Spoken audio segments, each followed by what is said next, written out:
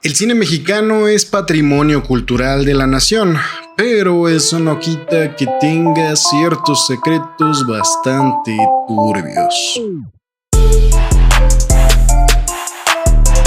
Recientemente los hijos de Roberto Gómez Bolaños, alias Washingo, hicieron la funa de las funas sobre un tema del que todos los mexicanos ya sabíamos, pero que no se hablaba tanto hasta ahora, quemando a Florinda Mesa como se debe y a su papá de paso. Por lo que se nos vino a la mente si habría otros rumores a voces de los que en algún futuro una docuserie nos haga el favor de confirmar o desmentir. Para esta lista seleccionamos rumores sobre artistas de la época de oro del entretenimiento mexicano y quisimos escarbar en los rumores más turbios que puedan tener. Si bien todos son rumores, algunos están bastante más documentados que otros. Disclaimer: no estamos afirmando que las historias sean ciertas, pero eso no quita lo interesante y mucho menos lo perturbador. Número 10. Cantinflas y las sirenas. Dicen que Mario Moreno Cantinflas, un favorito del canal, viajaba constantemente a Acapulco, pero no precisamente a vacacionar, sino por una supuesta obsesión bastante peculiar. Cantinflas vivía fascinado con un amor imposible, estaba enamorado de una sirena. Incluso a veces escribía sobre ellas en sus diarios, en páginas manchadas por la humedad marina. Anoche la vi de nuevo. Me miró desde el agua, no pestañeó.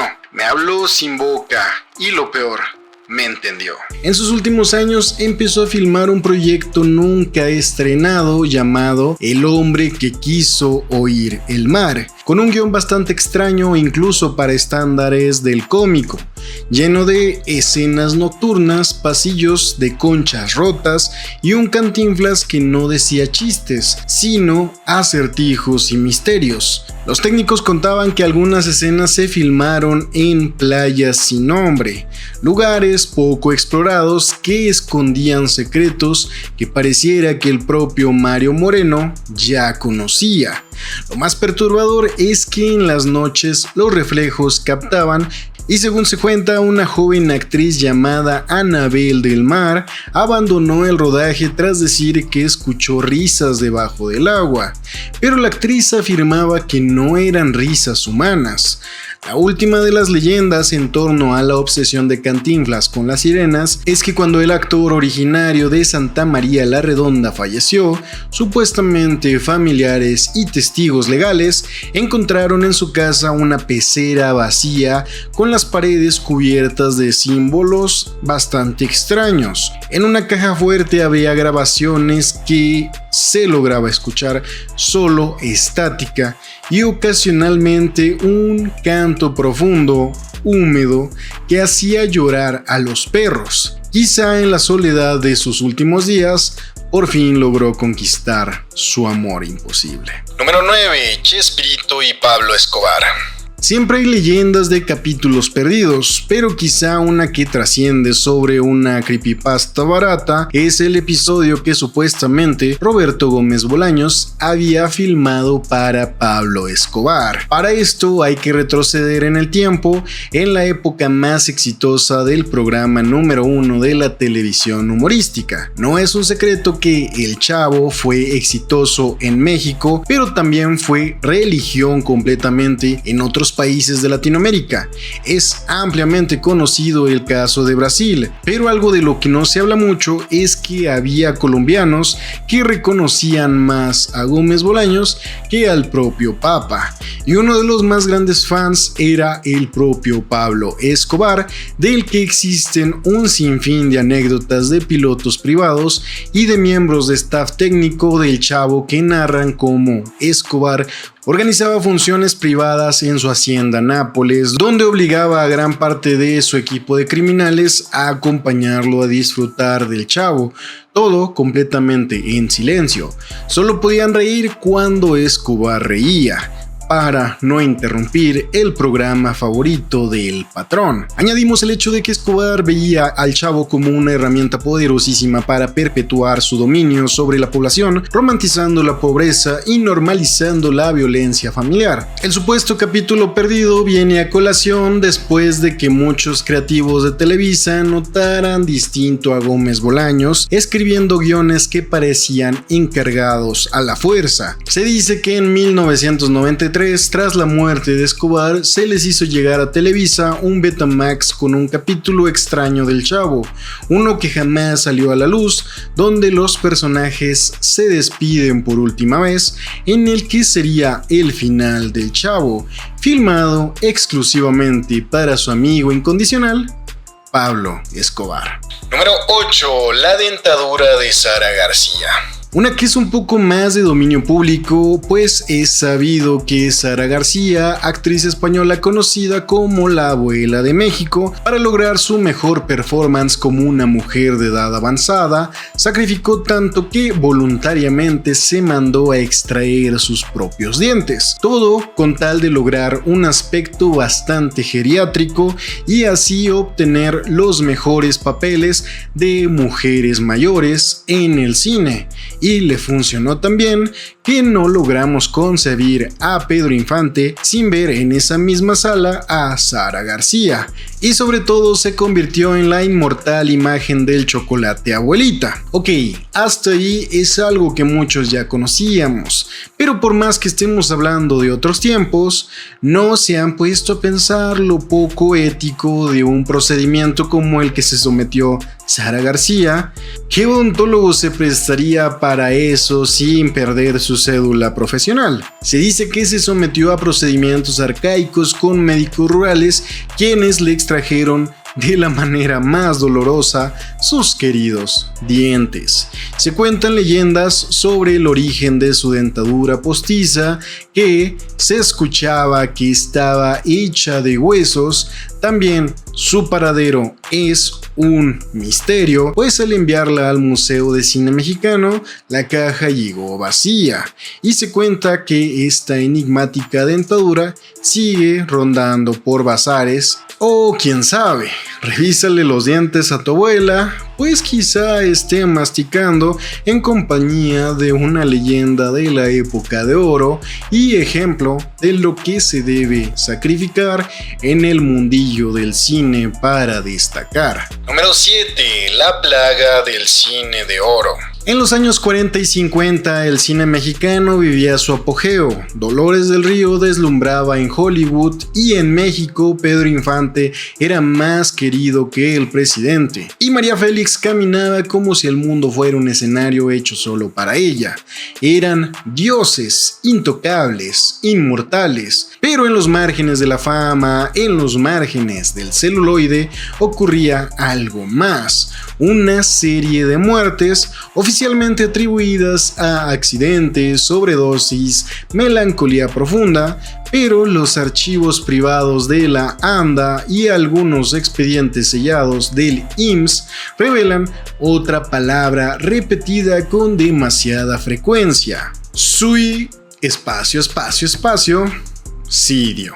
Y no eran casos aislados. Entre 1942 y 1956, más de 38 artistas, técnicos, guionistas, maquillistas e incluso músicos de orquesta murieron en circunstancias sospechosamente similares, la mayoría jóvenes, todos relacionados con estudios cinematográficos, particularmente con Clasa Films y Tepeyac. Y después de escuchar lo que la Abuela de México tuvo que hacer para destacar en este mundillo, nos sorprende que el nivel de presión aunado a un estilo de vida no muy sano llevara a todos estos artistas a tomar la mala decisión. Un caso interesante fue el de Pedro Armendáriz, a quien su muerte se le adjudicó al cáncer, pero no tardó mucho en revelarse que se había autolesionado al punto de perder la vida,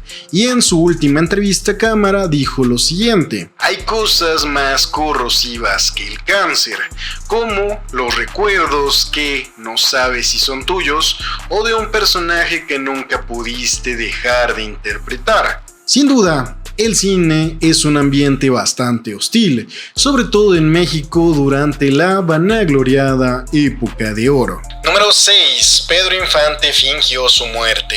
Oficialmente, Pedro Infante murió el 15 de abril de 1957, cuando su avión se desplomó en Mérida, Yucatán. Iba piloteando él mismo. Se dijo que el cuerpo fue identificado solo por una esclava de oro fundida en el incendio, pero algo no encajaba. El expediente forense desapareció en los años 70 y se dice que los pocos que estuvieron en el hangar durante esa mañana fueron transferidos, silenciados o simplemente desaparecidos. Incluso hay una foto oficial del reconocimiento del cuerpo, donde si se amplía se ve claramente que el cuerpo no tiene las proporciones de Pedro Infante. Era bastante más alto, más ancho, demasiado intacto para haber ardido. Es aquí donde entra la figura del licenciado G, un misterioso político que era Fernando García Villarreal, subsecretario de Gobernación durante el sexenio de Miguel Alemán. Ya ni siquiera viven, no creo que me manden a matar a estas alturas. Espero. Se dice que Pedro Infante tenía un romance con la hija de 22 años de edad del licenciado G, quien de hecho estaba ya casada con un influyente de las esferas del PRI, por lo que el licenciado G no quería que nadie supiera sobre el romance, por lo que según la leyenda el ídolo de Mazatlán se enteraría que lo silenciarían por la vía criminal e idearía un plan para zafarse, plan que incluía fingir su propia muerte. Número 5. La secta de Pistachón Zigzag. Suena demasiado surreal para tomármelo en serio, pero va. Durante los años 80, Odisea Burbujas fue uno de los programas infantiles más influyentes de la televisión mexicana. Se presentaba como una serie educativa con personajes fantásticos enseñando ciencia, ecología y valores. Sin embargo, uno de los personajes tenía algunas actitudes extrañas frente a cámara y, según se cuenta tras bastidores, esas actitudes extrañas se volvían su personalidad completamente. Si bien cabe mencionar que el actor más conocido en la botarga de Pistachón es Arturo Morelos Lafán, a quien nos referimos, fue quien tomó su batuta y lo suplió en varias emisiones. Pedro Romero, quien pues abiertamente ha declarado que perteneció a una secta narcosatánica. Pero lo increíble es que, según se cuenta, dentro del equipo de producción se le permitía y hasta se le incentivaba a dar mensajes encriptados durante los shows, mensajes sobre paradojas, el tiempo, el origen y lo que, según algunas investigaciones de académicos del UNAM, que parecía que no traían muchos pendientes en su matrícula, pero mencionaban y relacionaban los mensajes encriptados de Pistachón Zigzag. Vato, es que no me lo puedo tomar en serio. O sea, el miembro de logias satánicas Pistachón Zigzag. Pero mencionan y relacionan los mensajes encriptados por Pistachón Zigzag con la secta del ciclo eterno, el Círculo de Heliópolis. También existen testimonios como el de Carlitos Espejel, el Chiqui Drácula. Vato, es que no me ayuda el guión, neta. O sea, trato de tomarme en serio. Es el Chiqui Drácula. El Chiqui Drácula es nuestra fuente. El Chiqui Drácula narra cómo no sabían nada de Pedro Romero, no hablaba, lo mandaban traer y lo llevaban de regreso, incluso a veces llegaba ya en su botarga y no hablaba con nadie hasta el comienzo de la filmación. Hay fuertes pruebas de que Pedro Romero fue parte de una secta durante su participación en la serie, y hay indicios de que con complicidad de los productores, intentaron inducir a los televidentes a este culto. Número 4. La videoteca de Capulina.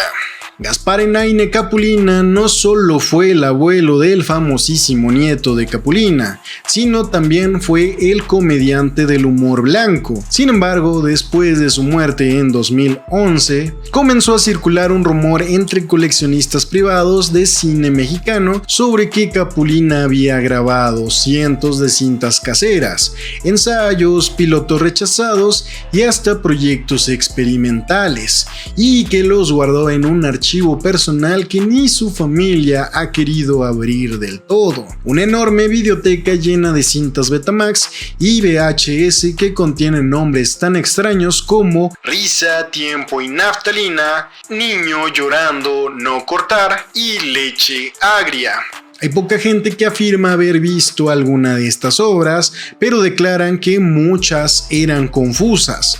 Por ejemplo, una llamada El experimento del cuarto espejo, se podía ver a Gaspar Enaine frente a cámaras repitiendo sin parar: "Estás ahí, estás ahí, estás ahí", por casi 40 minutos, y al final de la cinta solo se reía a carcajadas, pero no con su mítica risa, sino con una un tanto siniestra de alguien que conoce secretos fuera de lo normal. Otro caso interesante fue el del ya mencionado Leche agria, donde Capulina aparecía en una casa vacía con niños que hablaban en idiomas inteligibles, los muebles cambiaban de lugar entre escenas y había un personaje llamado Don Hueso que nunca parpadeaba. Personalmente creo que si alguna de estas cintas de la videoteca vinieran en el poderosísimo Capu Paquete, ahora sí costearía los 2,300 pesotes y hasta el doble. Antes de continuar, te recordamos que si quieres saber más acerca del mundo del terror y la ciencia ficción, suscríbete y forma parte de este círculo dantesco. Y no te olvides de activar la campana de notificaciones. También te invitamos a ver nuestro listado de los 10 influencers que fueron encarcelados, pues quizá próximamente hagamos una segunda parte y nos ayudarían bastante tus sugerencias en los comentarios. Se los dejaremos al finalizar este top. Y continuamos con... Número 3. La tragedia de Lin May. Este es un caso bastante triste y ya ni siquiera por lo sucedido per se, sino que a ojos de la sociedad mexicana y gracias a noticieros amarillistas de chismes, gran parte de nosotros legítimamente creíamos que el caso de Lin May había sido un típico caso de adicción a las cirugías estéticas, en el que la culpable era única y exclusivamente la ex vedette del cine de ficheras. Realmente es un caso trágico, pues presionada por la propia industria del cine, viendo el posible fin de su carrera relevada por actrices más jóvenes, cayó en las garras de un cirujano estético de poca monta, quien le administró aceite de bebé en el rostro. Parafina, una sustancia que claramente no está hecha para ser inyectada bajo la piel. Con el tiempo, la sustancia comenzó a desplazarse, causando inflamación, dolor crónico, deformaciones, imperfecciones internas, asimetrías y su rostro ya no respondía igual. Su piel cambió de textura, de color, de expresión. La sonrisa ya no era suya. Se sometió a más de 10 cirugías reconstructivas, algunas de alto riesgo. En cada una, los médicos intentaban corregir lo que el otro especialista le había destrozado por vanidad y por dinero. Mientras tanto, la gente se burlaba, se convirtió en el blanco de chistes y titulares crueles, tanto en televisión como en revistas, y el público prefirió reírse de la víctima. Un caso trágico que nos recuerda la cinta de la sustancia y cómo la ficción puede verse rebasada por los sucesos trágicos de la realidad. Número 2. María Félix era caníbal. Este rumor empieza a circular en voz baja entre estilistas, camarógrafos veteranos y asistentes de cocina de la época de oro. Nunca se publicó, nunca se confirmó, pero ha sido contado como advertencia, como mito de camerino y como un secreto compartido entre bastidores. Según esta leyenda, en los años 50 María Félix habría sido introducida en una sociedad secreta de artistas europeos durante uno de sus viajes a Francia, una especie de círculo de refinados extremos donde se hacían cenas privadas por invitación únicamente, en las que servían platillos prohibidos, como un acto de poder y desafío moral. Entre lo que se servía supuestamente había platillos bastante exóticos como cerebro de mono, lengua de oso polar y una especialidad que solo se anunciaba con su nombre en latín, caro humana ad donatore voluntario, que efectivamente significa carne humana de donador voluntario. Lo interesante es que en entrevistas le llegaron a preguntar sobre el tema y lo único que dijo fue: he probado lo que se me ha sido ofrecido por personas de buen gusto. Yo digo que cuando te preguntan si has comido carne humana y no la has consumido, puedes decir que no y ya. Un aspecto que se presta más a lo fantasioso es que la familia de la emblemática actriz encontró un recetario en pasta de piel roja donde venía la leyenda: algunas cosas no se comen por hambre, sino por dominación. La sangre ajena es el perfume más antiguo del mundo. Número 1. Pardavé enterrado vivo. Joaquín Pardavé fue actor, guionista, director, cantante y compositor, una mente brillante sin ninguna duda.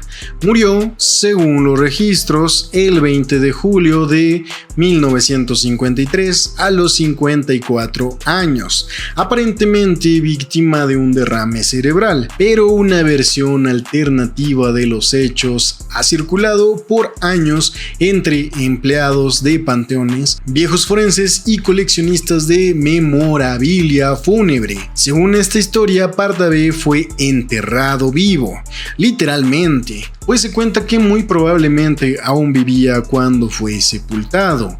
La teoría más extendida es que Pardavé sufría de episodios de catalepsia, una rara condición neurológica en la que el cuerpo entra en un estado de parálisis total, sin movimiento, sin respuesta, con signos vitales tan débiles que pueden confundirse con muerte clínica. Según esta versión, tras un episodio severo fue encontrado sin pulso, aparentemente con la piel fría, y los médicos, sin los instrumentos modernos que tenemos hoy en día, lo declararon por muerto. Su esposa y sus colegas, devastados, ordenaron el entierro casi inmediato.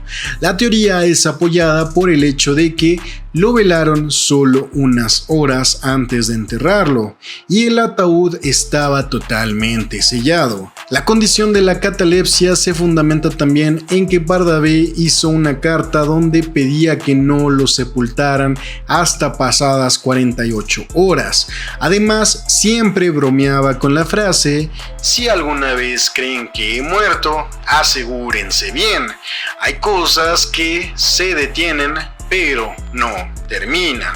El relato más espeluznante proviene de un trabajador del Panteón Jardín que en 1963, 8 años después del entierro, confesó haber escuchado esa noche golpes sordos y gritos apagados mientras pasaba cerca del nicho.